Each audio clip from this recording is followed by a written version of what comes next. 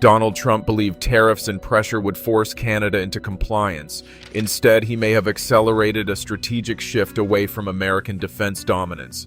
After imposing 25% tariffs on Canadian goods in February 2025, Trump expected Ottawa to fall in line and deepen military purchases from the U.S. Canada responded with $25 billion in retaliatory tariffs aimed at politically sensitive American industries. Then the escalation began. Trump threatened 50% tariffs on Canadian aircraft and floated 100% tariffs if Canada expanded trade with China. He repeatedly joked about Canada becoming America's 51st state, comments many Canadians saw as dismissive of their sovereignty. U.S. Ambassador Pete Hoekstra warned that rejecting the F-35 could complicate NORAD integration, implying U.S. jets might assume greater control over North American airspace. Trump even suggested Canada's aircraft could be decertified for NORAD operations, but the pressure campaign had the opposite effect. Instead of reinforcing support for the F-35, it strengthened arguments for diversifying away from U.S. platforms. Canada began reconsidering its fighter plans, looking more seriously at Sweden's Gripen, powered by British Rolls Royce engines, which offer greater operational independence from U.S. control systems. Public opinion shifted sharply. Recent polling shows 72% of Canadians now favor either full Gripen procurement or a mixed fleet, while only 13% support an F-35 only approach. Rather than isolating Canada, Trump's strategy unified Canadian opinion and intensified calls for strategic independence. Vincent Rigby, Canada's former national security advisor, captured the mood bluntly. "We just don't know where the United States will be in 3 to 5 years." When a country questions the reliability of its closest ally, trust has clearly eroded. After losing roughly 200,000 manufacturing jobs during recent trade disputes, Canada faces domestic pressure to secure both economic stability and strategic autonomy. A defense proposal promising 12,600 aerospace jobs while reducing dependence on Washington quickly becomes more than procurement.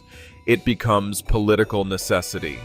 Prime Minister Mark Carney took office in January 2025 and ordered a full review of Canada's fighter program. Although Ottawa had announced plans to buy 88 F-35s, contracts were finalized for only 16. In February, Carney confirmed payments for 14 more, bringing the total to 30, while placing the remaining 58 under strategic review. Sweden's Saab AB stepped into that uncertainty with a comprehensive offer: 72 Gripen E fighters and 6 GlobalEye airborne early warning aircraft. Saab pledged 12,600 Canadian jobs, including domestic production lines. The GlobalEye platform's link to Bombardier Incorporated strengthens political backing, especially in Quebec. A critical factor is the proposed switch to the British-built Rolls Royce Holdings EJ230 engine. Unlike US-made engines subject to export controls, a Rolls Royce-powered Gripen would reduce American oversight. With existing Rolls-Royce facilities in Montreal employing over 1,700 workers, expanded production could further anchor high-skilled aerospace jobs in Canada while increasing strategic independence. Trump's pressure campaign didn't compel compliance from Ottawa. It created the political space for Canada to seriously consider defense independence. At the same time, Europe's own grand aviation ambitions were unraveling. The Future Combat Air System, FCAS, was designed as Europe's sixth-generation answer to American and Chinese air dominance. Backed by France, Germany, and Spain, the project aimed to replace the Dassault Aviation Rafale and the Airbus-linked Eurofighter by 2040, with an estimated cost of 100 billion euros. By late 2025, however, FCAS was stalled by internal power struggles. Dassault demanded dominant control over design and production, arguing that French expertise justified an 80% work share. Germany and Spain rejected that outright, insisting on equal industrial participation. The dispute evolved from negotiation into open industrial rivalry. In October 2025, Germany signaled it might withdraw entirely. Crisis talks between Paris and Berlin followed but failed to resolve the deadlock. By early 2026, key milestones were postponed indefinitely, widely viewed as a sign of slow collapse. Belgium's defense minister publicly declared the project effectively dead, while several European officials labeled it counterproductive. Berlin is now exploring participation in the UK-Italy-Japan Global Combat Air Program, a shift that would redraw Europe's defense alliances. France appears prepared to pursue a national alternative, leaving Spain's role uncertain. Billions have already been spent with no operational aircraft in sight. Europe's vision of joint strategic autonomy is fragmenting, leaving a vacuum in NATO's future air power planning. The Rolls Royce-powered Gripen is emerging as NATO's accidental savior. Sweden, which just joined NATO in March 2024, is suddenly positioned as the alliance's new fighter hub.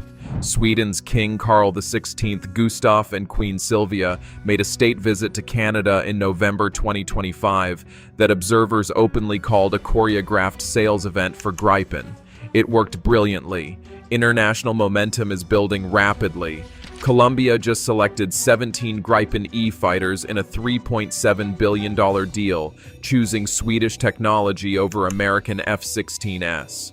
Ukraine signed a letter of intent for 100 to 150 Gripen aircraft as part of long-term Air Force modernization. Portugal is actively evaluating Gripen to replace aging F-16S.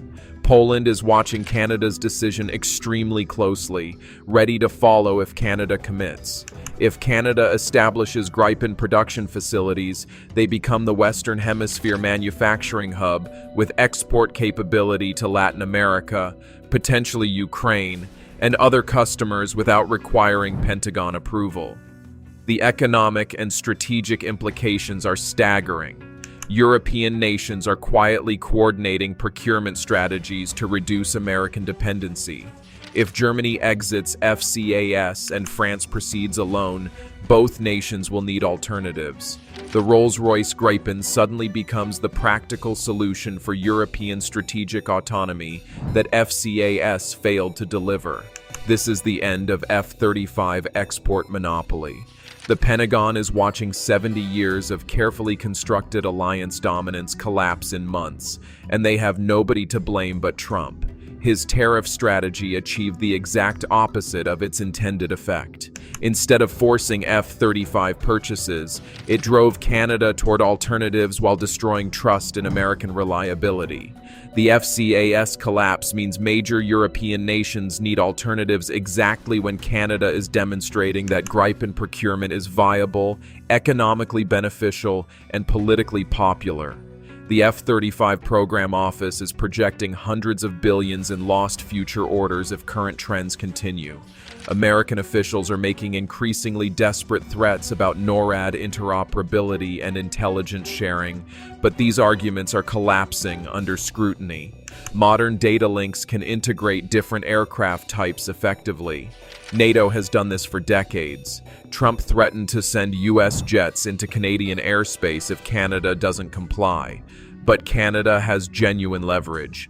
The United States needs Canadian cooperation on Arctic defense, intelligence sharing, NORAD operations, and continental security far more than Canada needs American approval. Washington cannot afford to completely alienate Canada without undermining its own security interests, but Trump is doing exactly that. This is a self-inflicted strategic catastrophe of historic proportions. Future historians will study how one president's ego and ignorance destroyed American defense industrial dominance and accidentally created the conditions for genuine NATO procurement independence. Trump's tariff war backfired spectacularly. His threats pushed Canada toward Rolls Royce Gripen. Europe's FCAS collapse created the perfect vacuum for Swedish fighters to fill. NATO's new power balance is emerging, multipolar, sovereign, and independent of American control. The Pentagon is panicking, but it's too late. The damage is done, and Trump did it to himself. Is Trump the worst thing that ever happened to American defense dominance? Drop your opinion in the comments. Hit that like button if this shocked you, share this everywhere, and subscribe for updates when Canada and Europe make their final decisions.